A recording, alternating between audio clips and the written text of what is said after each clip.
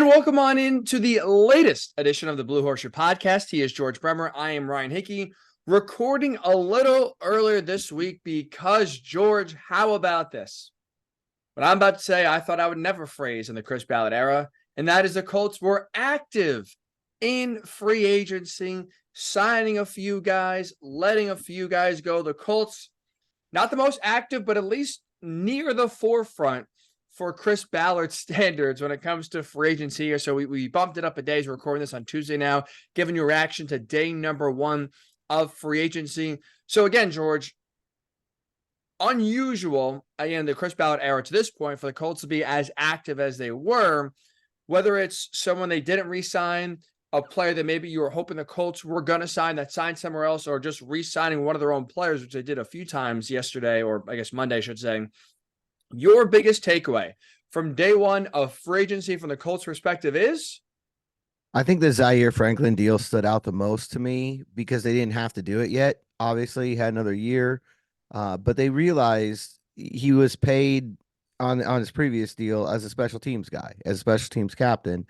And he went out there and he had 2 years in a row where he set the franchise record for tackles, and they paid him accordingly. Now he's paid like the defensive leader that he is. But I think in the grand scheme of things, that also shows the importance the Colts are putting this year on taking care of their own. I mean, obviously, everybody they signed yesterday was an in-house free agent. Pittman was obviously on the franchise tag. You get that taken care of quickly. You get it out of the way, like you said they should, before free agency, so you know what that number is. It's taken care of. It's done. You've got him for 3 years to grow alongside Anthony Richardson. And then you keep Grover Stewart off the open market. You keep Tyquan Lewis off the open market. So I think those were all good locker room moves. I mean, all 4 of those guys are leaders in that room. They're people who can help this young team. But they're also all 4 guys who make a difference on the field. I think Pittman being paid now like the number 1 receiver he is for this football team. Tyquan Lewis got a 2-year deal finally, so he's not going to go through this again next offseason. And Grover Stewart, you saw what happened when he wasn't there in the run game. So you take care of that job and make sure that you don't have to deal with that again. The Franklin one is the one that, they didn't have to do that. They went and said, this is the right thing to do. And I think that sends the kind of message to the locker room that you want out there. 100%. And like you said, if you play well, you will get rewarded. And that's a deal I'm with you where not on the radar, right? It's not one we were talking about in terms of guys that could get new deals. Obviously, the Colts have a ton of free agents. So a lot of the attention was on keeping those guys first before extending anyone that still is under contract for 2024. I'm with you 100% in terms of I love the message it sends to Zaire. Obviously, he's well worth the money for sure. And good to keep one of the guys that's just been a true tackling machine.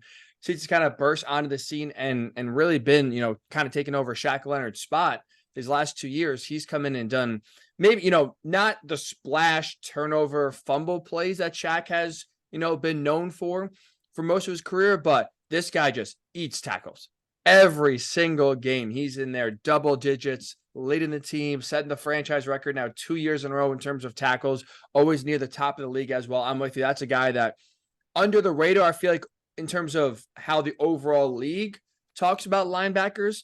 But this is a great guy to have in your defense too. And especially now is obviously that's a big weak point, right? In terms of how bad they were last year, trying to improve that. I think a good step forward is solidifying a guy like Zaire Franklin on your team, making sure he's going nowhere anytime soon. I'll go with the low-hanging fruit, George, in terms of the biggest move that for me moved the needle yesterday. And that's the Michael Pittman Jr. extension. We saw last week at the franchise tag deadline, it seemed like it was going right down to the wire. The Colts waited just a few hours before putting the franchise tag on Pittman. So it seemed just by the timing of it that talks were close. And we learned on Monday that a deal did get done. 3 years, $70 million, 46 of that fully guaranteed for Pitt. Obviously, glad he's here long term. It would have been better for me, Ballard, if he did this a week earlier, selfishly, so I could have looked a lot smarter on this pod. But either way, I guess technically before free agency started, so we'll take that as a minor W there, George. But I also think like they got a discount or a good deal, maybe if you want to put it that way. $24 million roughly, average annual value for still, I mean, not a top tier premier wide receiver, but obviously the best wide receiver the Colts have by a long stretch, someone that they need on this offense, someone that Anthony Richardson is going to rely on a lot. To have him now at 3 years and $24 million average annual salary, George, this to me feels like a bargain and a steal from the Colts perspective. I mean, I think I looked it up yesterday. I think he's the eighth highest paid receiver now in the league. In a market that's exploding, that's a pretty good deal for the Colts when he's out there and he's on the market, and you're able to get him at that cost. It's obviously huge for Anthony Richardson. I think that's the most important thing. We talked all offseason long. You can't let this guy walk and then say you're doing everything in your power to help Anthony Richardson succeed. So he's here now. He's locked up for 3 years, and it's a good deal for Pittman too. I mean, he's making good money. He's not making Mike Evans money, but he's making good money. And he's going to have another dip at this now at age 29. So he's able to go back in, before his age 30 year and get another probably really good contract before his career's out. So I think it should work for everybody here. I think it's something that the team probably doesn't feel like they overextended themselves, and the player doesn't feel like he was shortchanged either. So perfect kind of outcome as far as that goes. And again, just hugely important for the development of your rookie quarterback, which, well, it's still a rookie, right? I mean, he only played 4 games. He's still a rookie. But the development of Anthony Richardson with absolutely has got to be at the forefront of everything you do with this offseason.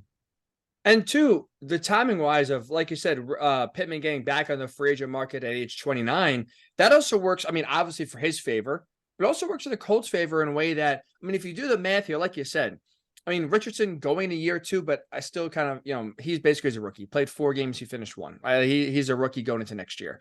But it's like, so if you look at it and you start to think ahead, if he develops the way we think he can develop, the Colts are going to have to pay him soon. Maybe that's after year 3. Maybe that's after year 4. But either way, we've seen with these quarterback contracts, they're always extensions, right? So you add it on to after year 4, or add it on after the 5th year option as well. So like, even when you extend Richardson, hopefully in 2 or 3 years, that won't kick in for another year, 2 years, maybe even 3 years, depending on when you do it, which means you can then still re-sign Pittman and still have Richardson on a relatively cheap deal where you could still manipulate the cap and still bring back, if Pittman continues to play the way he thinks we think he can, and you want to keep him 3 years from now, you could still have the cap space and theoretically have a situation where Richardson is still on a cheap quarterback contract and still be able to fit Pittman on your team as well, and not kind of have a situation, at least right now, that the Bengals are facing. We have Joe Burrow making all the big money. You have Jamar Chase about to get paid at some point this offseason, next offseason. And T. Higgins kind of sitting there saying, I want my money and you're not going to pay me. I want to go somewhere else. The Colts have a chance with this contract too to kind of double dip again 3 years from now, or even earlier than that if they want to extend him before his contract expires, and still get another deal before the Richardson big time extension does kick in at some point. Yeah, and I mean that's something that's got to be in the back of your mind too, and that's one of the things that Ballard didn't allude directly to that at the combine, but he did talk about how yes, the salary cap bumped big time this year, and that's going to help not just the Colts but everybody across the board, but also that it's probably going to level out after that over the next 4 or 5 years, and so you've got to think about moving forward too, not just the 2024 season, and obviously for the Colts that means Richardson. I mean that's where the big money is going to be coming, in years to come. So, yeah, this is definitely a deal that allows them to continue moving around with that. The other thing I think, as far as takeaways go, is that if the Colts were going to make a big move this year, and we'll see, that remains to be seen, but if they were going to make a big move, this feels like the kind of thing Chris Ballard would do before that. He would go and get all the ducks in a row and take care of all those guys in the locker room and send that message that we're not just paying guys outside the building. We're going to pay our own guys too, before he goes and makes a big move for somebody else. Now, does that mean it's coming? I don't know. We still don't know what the salary cap implications of all this are yet, because the contracts haven't officially been signed. They aren't filed yet with the league. You're not getting those breakdowns yet. And we won't know the salary cap ramifications until all of that is done. I would think Zaire Franklin's ramifications would be nil, because it's an extension, and I don't think it's going to change anything on the 2024 books for him.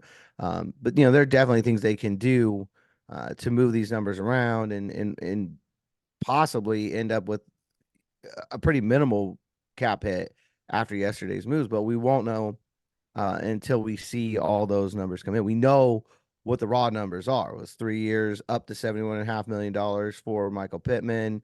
I think it was 3 years and 30.26 for Zaire Franklin, 3 and 39 for Grover Stewart, and 2 and I believe 12 12. for Tyquan Lewis. But we don't know the specifics of that. How does the guarantees work?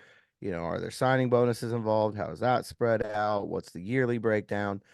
So it's impossible to say where they're at salary cap wise right now. But even if you just take the average annual salaries there, so you know, go 24 for Pittman, 10, we'll just round up to 10 for Franklin, and 13 for Stewart. That is what, 47. So they'd have around 30, 28 million, somewhere in that neighborhood remaining. That's impressive, by the way. Doing that math on the fly, I was trying to keep up, and I'm like, all right, I hope he doesn't ask me here what he's doing, because I can. Those numbers are all flying around, and I got no answer for you right now. But I'm glad you brought up like you feel like maybe there's a big move coming. That's what I tweeted. Ryan_Hickey #3 on Twitter. GM Bremer on Twitter is where you can find George as well. Because that was like my other takeaway. Not only did the Colts, I think, get a good deal of Pittman, it does feel like the timing of it and the number feels like something else is coming, George. Whether that's a L'Jarius Sneed trade, whether it's signing maybe Justin Simmons or another, you know, safety that's out there kind of going out and trying to address the defense. It does feel like this move and the timing of this move was made with Chris Ballard at least having an eye on making another move to bolster this team. And you kind of look at who's out there, where that move would be. I don't think they would trade for T. Higgins. But I do think whether it is L'Jarius Sneed or a defensive move, I have just a feeling like this, like that's Chris Ballard's working on something. It feels that way. You know, we'll see what happens. Certainly they were more aggressive early on in the free agency period than they normally have been. A lot of that was driven by their own guys, obviously, and their desire to keep them. I mean, I think you see with Pittman, it's a good idea to be serious. When you put that franchise tag on, you have to be serious about using it to get a long-term deal. If you're not, you're going to end up in the situation the Bengals are with T. Higgins right now, where the player is going to say, "Hey, wait a minute, this isn't legit." And obviously the Colts were serious about it. They got the deal done. There's some reports that it may have been done last week. It just wasn't, you know, details weren't ironed out to the point where it could be announced and signed. So certainly they got the deal done. They took care of business there. But with Grover Stewart and Tyquan Lewis, it just shows you that they did not want these guys making it, you know, to Wednesday and being able to even talk to other teams today and yesterday. So, but that's a little bit more aggressive than we've seen them be in the years past, because other times they brought guys back. They've done it on Wednesday before the official opening of free agency. Very seldom is there any move, in-house or otherwise, made on Monday by Chris Ballard. This year there's 4. So certainly more aggressive mindset. And you do have to wonder, does that extend outside the franchise? And like I said earlier, I do feel like if he is going to make a big move, this is the kind of thing he would do first. And this is the offseason to do it, where, again, quarterback on a rookie deal. Like you said, you're getting your own guys now signed. You're not breaking the bank on anybody. This does feel like the opportunity this offseason for the Colts to make the move. And like you said, they are acting at a quicker pace than they normally have now. They normally never have had this just frequent, or number, I should say, free agents that they have to re-sign. So that's, I'm sure, also part of it. And like you said, I think part of it was like, if you're Grover Stewart and you're Chris Ballard, you saw in a 6-game sample size the night and day difference Grover Stewart makes in the run game. And I don't think there's really anyone else on the market you were looking at saying, okay, we got to, he's an upgrade of Grover, or we got to bring this in. Chris Ballard knew, I think, if getting Michael Pittman Jr. extended was priority number 1, and the priority number 2 was, we got to retain Grover Stewart. I think for Grover Stewart, $13 million a year for a guy who's going to be 31 years old in October, I think it's a good move and a good deal for him as well. But that was one where I appreciate, and I think Chris Ballard's in the right of not waiting. Like waiting, I think is only going to hurt you. I think he kind of saw that with Denico Autry a few years ago. I know different position, but that's one where the Colts are still kind of reeling from his loss. And so no reason to be patient when you saw the difference of Grover Stewart in the lineup versus out of the lineup. No reason to play games. Get it done. And I do appreciate that from Chris Ballard of not messing around at all and getting a guy re-signed that absolutely needed to be re-signed for this run defense and just kind of getting that out of the way. And now, too, when you look at George, guys that left the team, let's start with quarterback first. I mean, look, the headline is the Colts allowed a Pro Bowl quarterback to get away. You never see it. The Vikings did it this offseason. Now the Colts joined them as well. Pro Bowl quarterback off the roster for Indianapolis. Gardner Minshew goes to the Raiders, 2 years, $25 million. Not a surprise, right? That was one where we assumed he would be gone. He'd be too expensive. He tried to look for a starting spot. Seems like he has a really good chance in 2024, at least, to start at least the season. We'll see how the Raiders do in the draft and at the end of the year, but at least to start week one, feels like Gardner Minshew has a good opportunity there to be the Raider starter. But now you look at the void, and unfortunately, we saw last year the importance of the backup quarterback position for the Colts and how important it is to have a good backup. You look at George, I thought, and we kind of talked about it last week, Tyrod, I don't know. I saw him go back and forth. I don't know if he's still on the Tyrod train or he just gave up and goes back to Tyrod. Either way, Tyrod Taylor, I thought that was the guy the Colts were going to circle and go get. Good veteran presence, similar playing style. He goes to the Jets, so he is now off the board. Jameis Winston is off the board. Marcus Mariota, as we record this on Tuesday morning, off the board. A lot of big-time quarterback or backup quarterback names, we'll say. Sam Darnold off the board, are not available. Two names I want to run by you, George. Get your thoughts on it and see if you have any others to add here. Two quarterbacks, if I was Chris Ballard, I'd be circling. Number one, Joshua Dobbs. Number two, Tyler Huntley. Do you have a favorite out of the two, or do you have a third name you want to add to the mix here?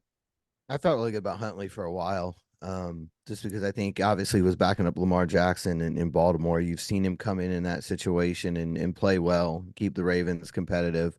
And I think he's another guy whose playing style would allow you to keep at least most of that playbook intact if you move on from Anthony Richardson.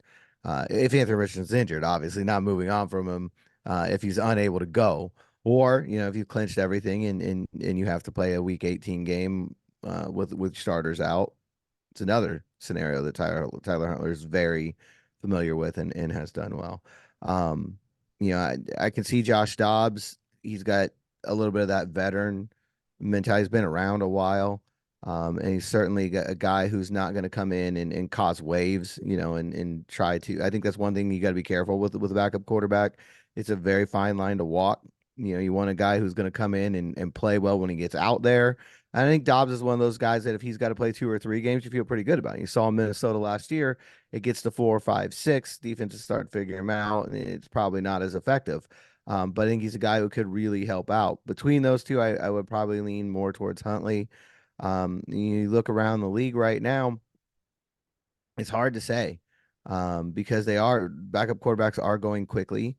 I've said for a while, I'm almost in the camp of just draft a guy because if you're gonna end up in a situation where you have to go to the backup, I don't know. I mean, would you rather be sitting there today where you are because Gardner Minshew played really well and you almost made the playoffs and he earned himself $25 million deal with the Raiders, very well deserved, or would you rather be sitting there with the top 5 pick and preparing to draft Marvin Harrison Jr.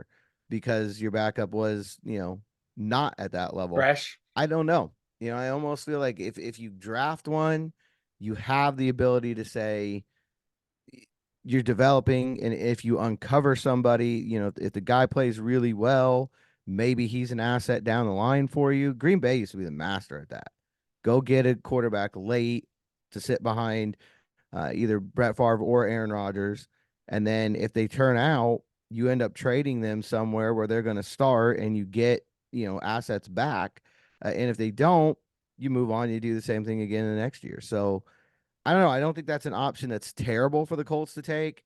amongst what's out there, I think Huntley makes the most sense. We'll see if he agrees, though. The thing of it is, as the Bears are finding out, this game of musical chairs is kind of the seats are filling up pretty quick here. When you look around the league, uh, quarterback movement has already been fast, and there's obviously a few guys in the draft that people feel comfortable with too. So yeah, I think it's something where if you're an agent right now, or you're a team like Chicago is trying to unload a quarterback, you probably can feel the sand going through the hourglass a little bit. Oh, absolutely. If you're trying to move Justin Fields, Ryan Poles, I believe, is sweating as more and more backup quarterbacks come off the board and just pushing down the trade value of Justin Fields.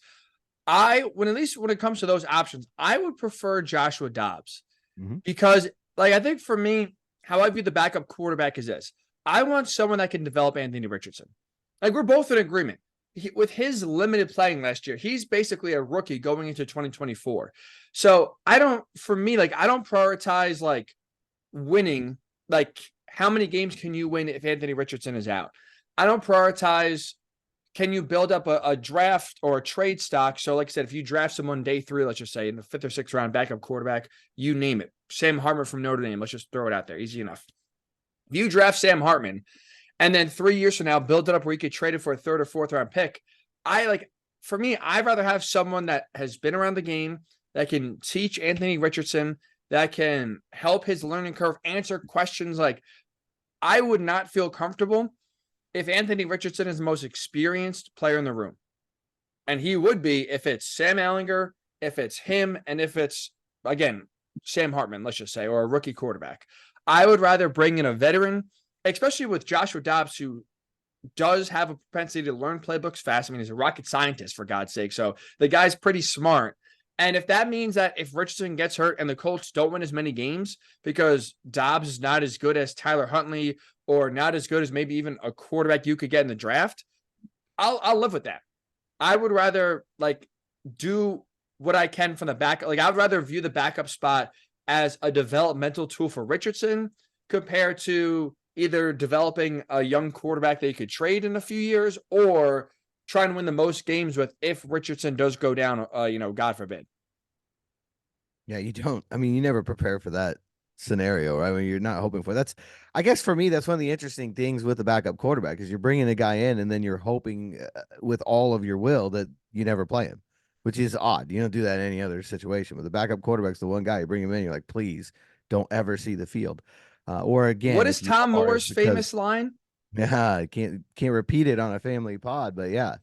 Uh, It's like, why don't you have the backup practice more? And he goes, well, if 18 goes down, we're effed and we don't practice effed. Is that right? That's exactly right. Yep. And it's accurate, right? I mean, there's a reason Tom Moore's been around the league as long as he has. He knows what he's talking about. One more name that I think will be interesting, and it fits everything you were just talking about. I don't know because the way the market's going, it's not something you would have jumped out right away and said, okay, this is a possibility. But when you look around the landscape right now, as these seats fill up, maybe it becomes more likely. You look at what Gardner Minshew did last year, coming in, playing, parlaying that into a starting, at least a potential starting gig with the Raiders, and a good payday for him. He's going to make more money next year than he has in his career to date. So congratulations to Gardner. And also Zach Moss, by the way, getting the deal in Cincinnati. Very similar situation. Came in, did his job extremely well, and got rewarded for it. And looks like he'll be the bell cow back for the Bengals. So well deserved. But I wonder about Ryan Tannehill in this situation, simply because you're Mm. looking at a guy who probably is going to be a backup somewhere. You does he want to come in, play for Shane Steichen, have the opportunity to maybe raise his own stock? It's something that, even yesterday, I probably wouldn't have thought, nah, that doesn't make a lot of sense. But as you see the way things are shaking out, it's a possibility. I'm just trying to look it up. Wasn't he? Oh yeah, he was famous or infamous, I guess, 2 years ago when they drafted Malik Willis. He's not going to be a babysitter. Now, Mhm. that was a different point in his career where he was still viewed as a starter and still thought it was his job. I think now, I mean, if Ryan Tannehill has any sort of self-awareness and common sense, he would say, I'm not a starter in the NFL anymore. if he's willing to be a backup and is willing to accept his role of developing Richardson, helping him along, and again, if the worst case scenario happens, Richardson gets hurt, then you play. I'm for that. Like, I would be open to it, absolutely. The big question I think for me is just more like Ryan Tannehill's mentality. Are you willing to take an ego check, take a back seat, and be a teacher? If he's willing, if he's truly willing to do that, I am all ears. And I like that name, George Law. I like where your brain is at. If not, if you like, obviously you're not coming to compete. So I don't think the Colts are going to bring in a quarterback with that mindset of, hey, I'm here to win the job. If Tannehill, if those days are past him or that mindset is past him, I'm in. All in. I like that suggestion a lot. We mentioned it before, just really fast. Might as well throw it out there, see if there's any sort of, thinking it could happen. Is there any chance you think the Colts trade for Justin Fields as his trade stock deteriorates? It's got to continue to deteriorate. I mean, I think one of the big things there is you're looking at a guy who you're going to have to pick up his 5th-year option in all likelihood, if to make the deal worth it. Where the Bears want compensation right now, you'd have to pick up his 5th-year option. You're saying if you were any team training for Fields? Yeah, anybody, right at this point. Agreed. And I think the Colts aren't going to want to pick up that 5th-year option because at that point you're paying too much, for a guy that's not going to start.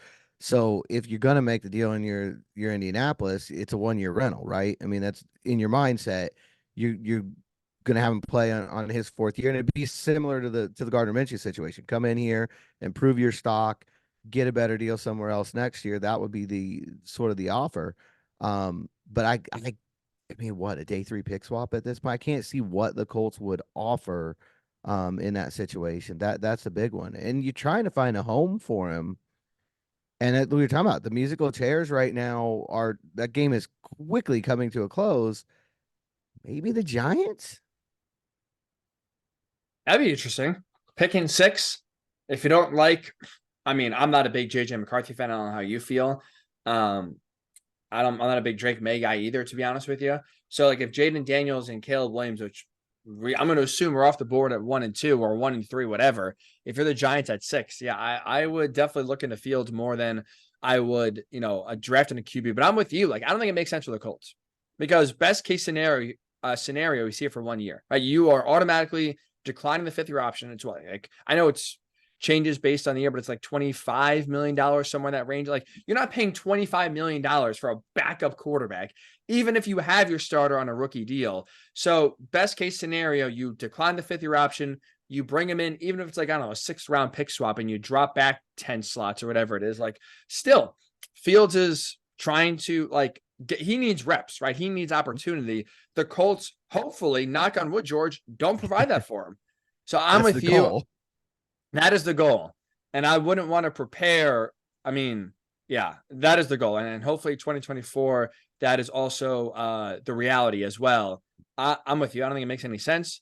Even though his price is dropping, at least seemingly it's dropping, I don't think there's a price, George, that's truly worth bringing Justin Fields in. I think at this point, if you're the Colts, like, he is someone who I don't think would, or at this point in his career should accept being a perennial backup for the rest of his year, for the rest of his career. So I just don't, I don't see how that works out. I don't see how that would benefit Richardson or benefit the QB room outside of a repeat of 2023, which I don't think if you're Chris Ballard at this point, you should anticipate and or think it's going to happen. George, we do have some breaking news.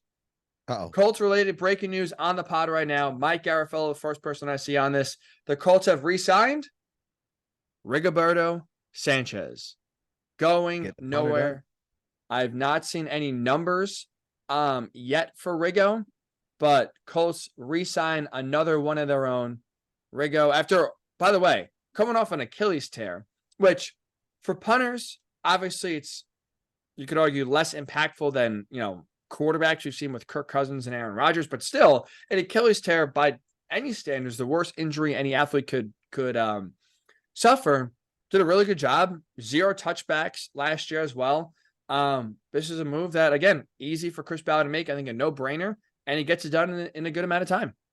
Yeah, it's funny because I was going to say, as we're looking forward, what are you focused on now? Well, we were just talking about backup quarterback. That's going to obviously be an area they've got to find an answer for. The defensive backfield, I think, is the number one area now, right? Whether that's Yes. trades or free agency or the draft or whatever, that's the next area that you really want to handle. And you've got two more guys in Kenny Moore and Julian Blackman that you've got to, figure out what you're going to do with back there.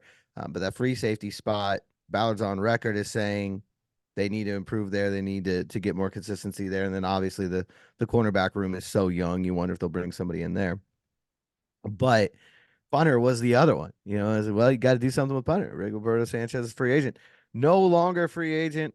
Wrap him up. Had a great year last year. Really finished well. I mean, once he kind of got back into the swing of things, talk about like toughness for punters too. I mean, yes, he had the torn Achilles, which he had to come back, but you're talking about a guy who overcame cancer a couple of years ago. I mean, this is a very tough, very strong mentally guy who I think is very well respected in the locker room and, really good move. So hats off. The trend continues here. They're keeping their own and that's, probably something I said I thought was going to be a major focal point this year. And, so far that's been the MO completely. Mike Chappell right now reporting a 3-year deal, still nothing in terms of, dollars per year or total, but 3-year deal for Rigo. Another kind of check for Chris Ballard's offseason checklist now. One less thing you have to worry about. I'm glad you brought up defense. We'll get to that here in a second, but at least kind of putting a bow offensively for free agency, kind of other positions to address, George. You mentioned Zach Moss. Really happy for him. I mean, that was a guy that of the two, Zach Moss and Gardner Minshew, I thought the chances of keeping Moss were higher than Minshew.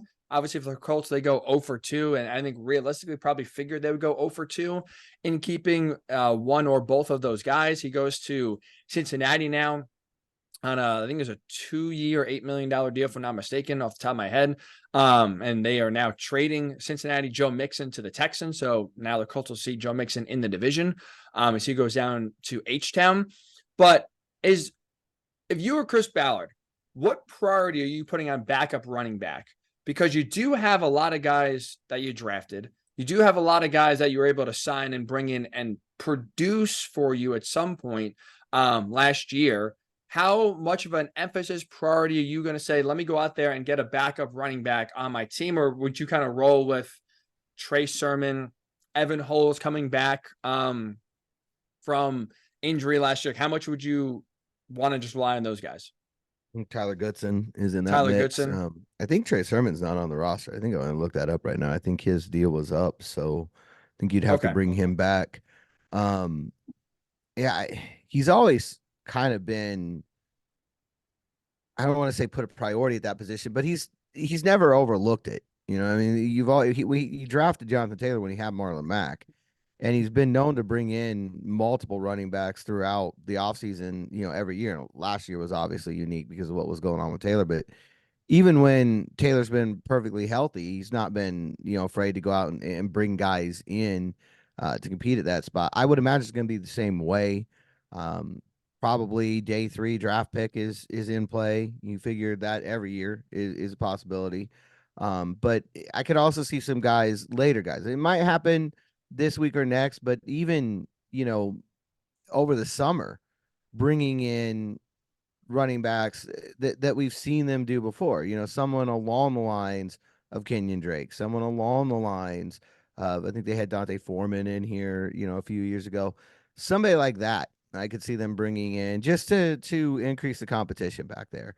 But it can't be a major priority because you got to assume right now that Jonathan Taylor is going to be healthy. And if he is, there aren't going to be many carries. You saw that once Jonathan Taylor heated up. That's why I thought Moss was not very likely to come back. Once Jonathan Taylor got his feet under him and started to look like Jonathan Taylor again, and then got healthy, was by the end of the year.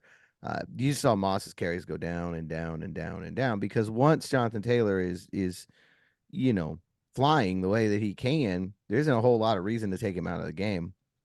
And so I think guys you've got like Evan Hall, Tyler Goodson, they're role players and they fit around him. Do you want to go get somebody, who can be that change of pace guy, that there's an argument for that. But again, it's got to be at the right price, and it could very well be a day 3 pick or a summer pickup, that kind of a move.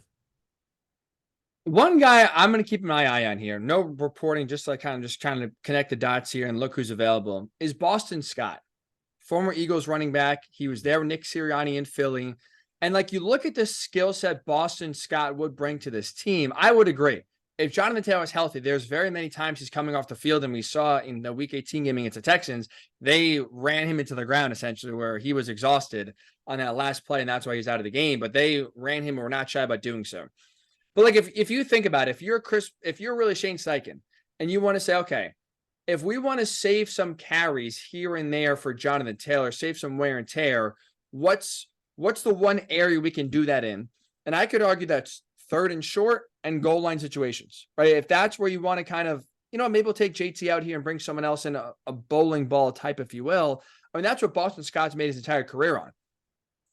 Goal line and short yardage situations where guys are packed in tight. If you don't want to run the tush push, which I don't really like for Anthony Richardson after all the injuries he had, I would keep him away from 300-pound men falling into him and diving at him. And also to this offensive line, I would keep guys diving away from Ryan Kelly and Quentin Nelson's knees. So I'm not a big tush push guy for this Colts team.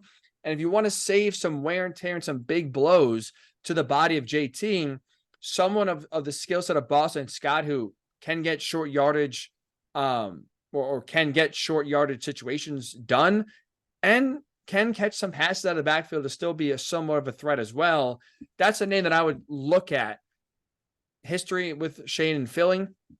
And again, that's an area where if you want to save JT some hits, the hits you want to save him from, third and short goal line, I think Boston Scott's shown you he's had a really good career at finding his nose for the end zone and finding his nose for a first down. 100%. And that's the kind of guy that I would think that they'd be looking at. Somebody who's already had that role before. Gus Edwards is already off the board, but coming into the offseason, he's somebody I thought would make sense. It's somebody in that mold where, right, much like with the quarterback situation, they can do the job if they have to come in. It's different because they're going to get more snaps than the backup quarterback would, you would hope.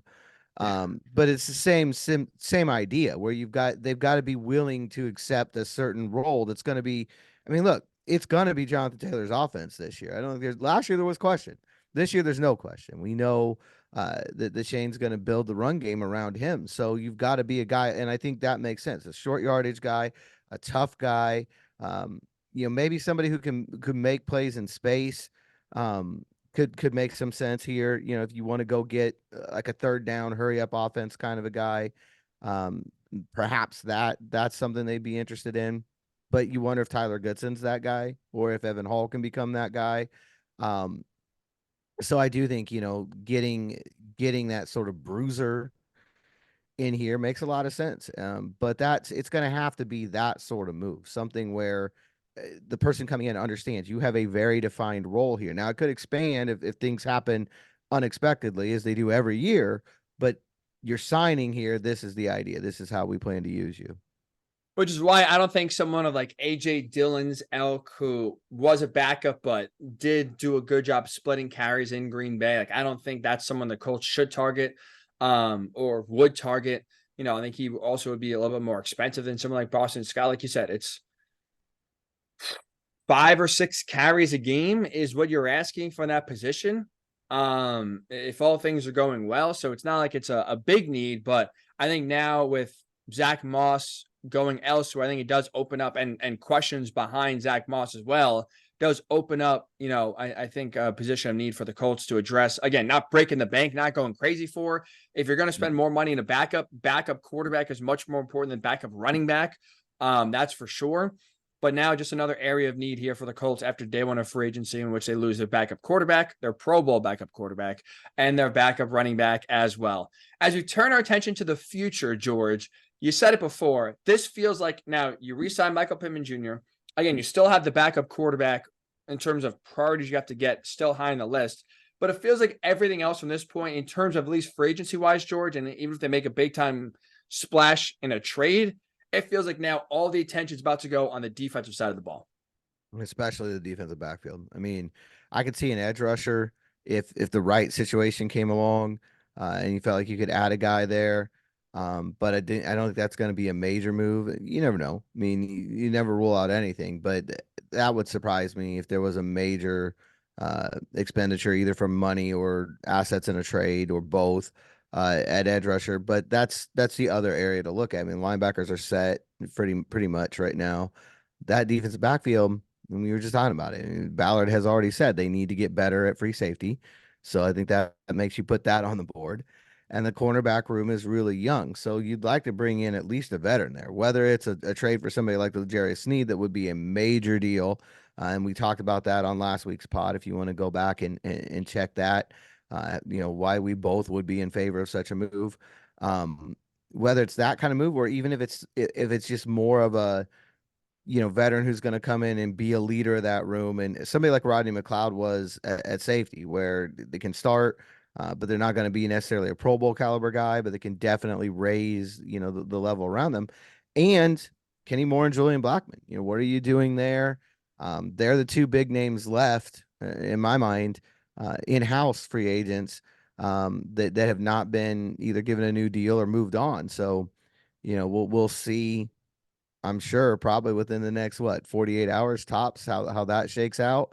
And then we'll see what the Colts want to do at that secondary. But if there is a big move coming this offseason, my guess is it would be for either a safety or a corner. That's what all signs point to. I'm with you there 100%.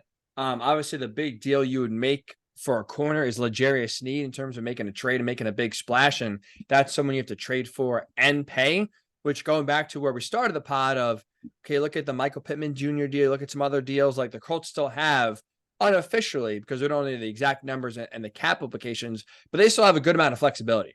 They have spent so far a good amount of money, but they have also a lot of flexibility if they want to make a move on the defensive side of the ball, that's for sure.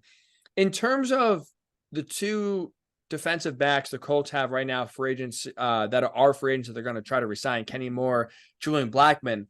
I would say if I'm Chris Ballard, the priority first would be Kenny Moore, then Julian Blackman. How would you order that, George? Tough one. Julian's the younger of the two, so that Mm-hmm. always plays into it a little bit.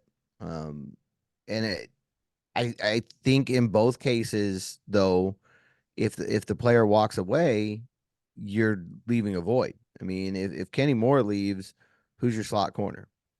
I don't know what, and that's probably why he is ultimately the priority there. But the same is true with Julian Blackman. If he leaves, who's your strong safety? And he played excellent last year up to the injury at the end of the year. Now that's the big question with him. He's had injuries often during his career. So I don't think it's going to be big money for him wherever he goes because of that. The question is, can the Colts bring them both back? Because I think they really need them both. I mean, when you look at that secondary, they're both leaders. They're both among the few veteran guys you have in on that back end. And if they do bring them both back, that'd be a pretty remarkable job by the Colts. Of when you looked at this offseason and all these free agents, you figured they're going to lose some guys that hurt. Minshew and Moss are already gone. That was kind of baked in. We talked about that earlier. You kind of figured that was going to happen given the situation. Blackman and Moore, odds are they'll lose one of them. I mean, it just feels that way. But I think they're in a position they could keep them both. We'll see how it turns out. You probably do have to prioritize Kenny just because of everything he's done for this defense and everything he means to this franchise. And I don't know who the slot corner is if he walks away. If they do lose Kenny Moore, I think corner goes up the list on draft day. I mean, with number 15 overall, because you're gonna have to find a slot guy who can come in and start day one. I mean, that's just Right. guaranteed. And a name I would watch is Cooper DeJean. If that happens, I would really keep an eye on Cooper DeJean at Iowa. Um, Blackman is a little bit different situation. Safeties are a little bit less expensive on the market, generally speaking. Xavier McKinney kind of changed that a little bit, but generally Yeah. speaking, safeties are a little bit cheaper on the market. And I think likewise, you could probably go second, third round and get a safety that could come in and start. But I know Ballard really likes both these guys, and I think that's what's interesting. You heard him praise Julian Blackman in the postseason presser. And then Kenny Moore has been one of his favorites, from day one, literally. So he came in here, and Kenny was a waiver pickup in Ballard's first year, and that's been a guy. They've been through a lot together, lots of ups and downs, but that's a guy that Ballard's always been in his corner. So we'll see. I think those two are obviously the biggest names left, and I still feel like there's going to be an outside addition as well. Let me ask you this. Let's just say for right now, let's table a big move from Chris Ballard. Let's just say that's not an option at the moment. If that is not the case, don't the Colts have to? Like, what's the excuse not to bring back both Kenny Moore and Julian Blackmon? Like, if you're not trading for L'Jarius Sneed or signing Justin Simmons, I would say then at that point, like, Chris Ballard's not doing his job if he lets one of those two guys go, because then what else what else you spend your money on, I think they want to bring them both back. Like I said, they're both Ballard guys. I mean, they're both guys that Ballard's very much in their corners. And they have the ability to bring them both back. So it'll be interesting to see if they can make it happen. I just don't know, especially in Kenny's case, what the market's going to be outside the building. Because obviously Kenny Moore has shown you how versatile he is as a defensive back. And I would imagine there's gonna be other teams that look at that and think, hey, we can use a guy like that. We can blitz him. We can play him in some different roles. So does that get to a point where you can't get it done? I don't know. We'll find out here, like I said, probably the next 48 hours or so. But I think the ideal situation is to bring them both back. They're both leaders in that locker room. And right now, again, if you were to make a list of the guys they should re-sign or they need to re-sign, however you want to phrase it, at the beginning of the year, they've got everybody on that list except for Kenny Moore and Julian Blackmon. They do. So far, like I said, every box is being checked. If I'm Chris Ballard, again, especially with some of the deals you've gotten done already, Kenny Moore's market, and part of it is scarcity in terms of slot corners. It could be driven up more. And look, I don't think a team if a team pays Kenny Moore $20 million a year, you're obviously not going to match that, right? Like that's there are obviously price ranges that it's just crazy. And if they want to blow it out of the water, say, F it, here's $25 million a year over 3 years. Here you go, Kenny. I can't fault Chris Ballard for saying, okay, we can't match that. But because like you said, there's not a lot of options at slot corner, and then you probably have to go in the draft. And now with an already young position group, get younger to try to get someone to fill Kenny Moore's role. Plus, also the fact that I'm with you, Julian Blackmon is relatively going to be inexpensive, both position and his injury history is not going to get him a big-time Xavier McKinney deal where they're just going to blow it out like the Packers did for the former Giant safety. Like, you can afford to spend more on Kenny Moore and then also go back and be like, okay, well, we can also get a deal done with Julian Blackmon. Again, assuming the Colts are not making a blockbuster move for L'Jarius Sneed or going really hard for Justin Simmons, kind of giving him a big time deal or any other safety that's out there on the free agent market. I would, Chris Ballard, I think for me, it would be a big swing and a miss if we were talking about one of the two of Kenny Moore or Julian Blackmon not being on this team, barring a big time splash move that involves giving some sort of defensive back or safety a big time contract extension. And they've obviously been working on their guys, right? I mean, that is very clear. If nothing else, these last 2 days is that they are working on bringing back their own guys, and they've been going through that pretty methodically here. I mean, it feels like every couple hours here comes another announcement. So we'll see how it works out. I agree. I think they need them both back. I think if you have to choose one over the other, you probably lean towards Kenny Moore. But I think it's a situation where that secondary is the biggest need. But I also think if you sign those two, free safety probably becomes the last spot where you feel like a starter is needed to come in right away. Everything else is more of a depth situation and things. And I think that's a great way to go into the draft. If you sign those two and you bring a free safety in, I think you can go into the draft, honestly, taking best player available and not really, forcing anything. And that's why I'm with you. Like, free agency, like this portion of the year is important for the Colts because it does set up the draft.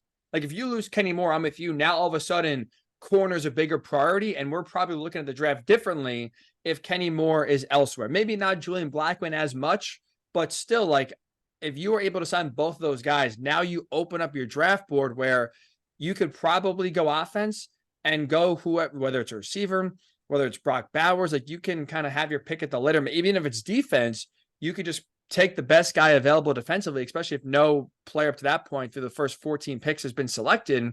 You can then kind of take your pick of the litter and just get a very talented player versus drafting for need, which we have seen teams do that. And that's where you get into trouble, where you overvalue players. You don't take them, where they should. And all of a sudden now you're in trouble because you miss out on a talented player because you really needed a DB and you overdrafted someone when you could have got a better player at maybe a position, like I said, of depth. Because you fail to kind of take care of your business in free agency. Again, free agency, we've talked about this, and I agree with Chris Ballard's overall theory. You don't build a team through free agency. You pick, you fill some holes, but you cannot build a majority of your team during this time of the year. And I think right now the Colts are doing a good job of, filling holes. And if you're able to do that by re-signing Kenny Moore and re-signing Julian Blackmon, that's it. Like those are the final two moves for the Colts, and they're quiet the rest of the offseason. That's, to me, a win, George. And also, again, like you said, it kind of opens up the draft to have more flexibility. Would you say that's a win? Like if that's it, the last two moves, Kenny Moore, Julian Blackmon, re-sign, book is closed on free agent period. Is that a win in your mind this offseason so far for the Colts?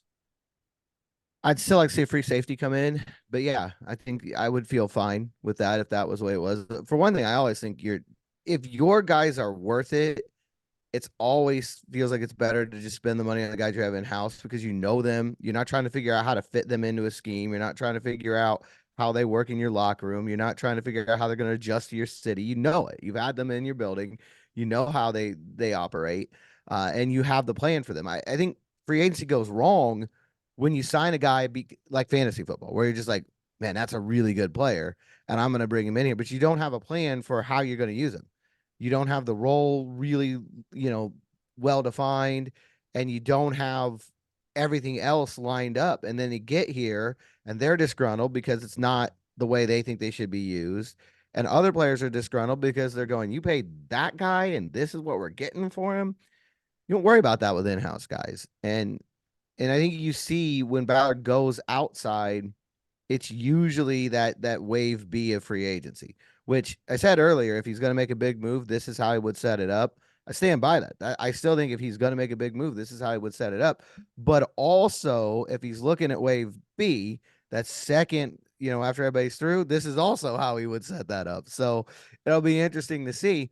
I think you can get a free safety in that second wave, and grab somebody who you feel like can help this football team. For one thing, what do you see all the time after this first wave? Another wave of releases. Okay, all these guys get signed, and now we've got a second. So there's talent that comes back out there that wasn't expected. It'll be interesting to see. I think if I'm Ballard, my priorities right now for the rest of this offseason are Kenny Moore, Julian Blackmon, and a starting free safety. And then after that, it's depth in the draft. I would say it's a win. I would agree if that's worst case, that's all we get. I would still say it's a win. Again, I would like to see a backup quarterback that's more of a veteran added to the mix compared to like a rookie in the draft. That's definitely for me a priority. I like your point about free safety as well, but I think too, opening up flexibility for the draft and also too opening up flexibility where we see a lot of draft day trades go down.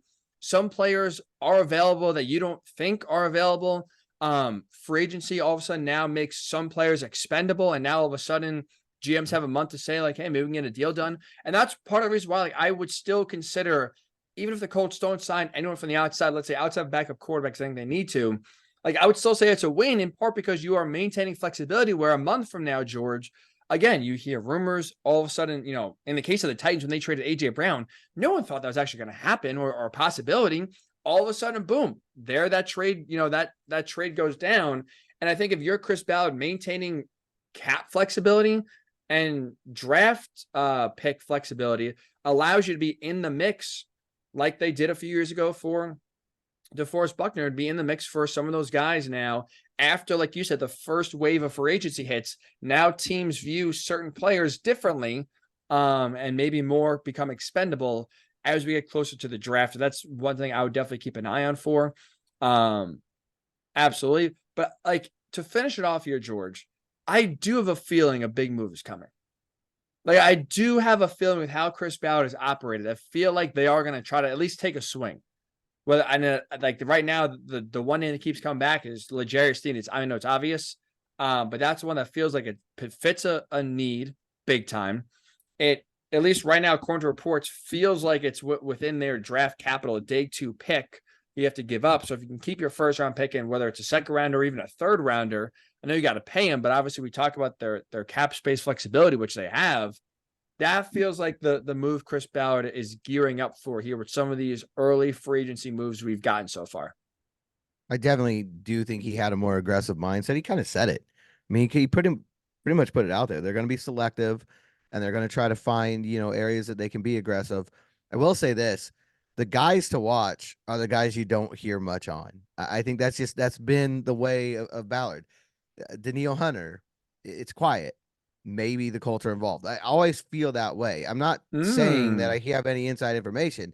Anytime you hear a big name player and it's Tuesday of the tampering period and there's still not a lot of rumors, those are the guys I would start to think that might be where it's at. And I'm not saying that they're making a move for Daniil Hunter. I'm just saying those are the kind of guys that I would watch. And the L'Jarius Sneed situation is that way right now. You're not hearing a bunch of teams' names being thrown around. You're not hearing that this team or that team is in talks with the Chiefs.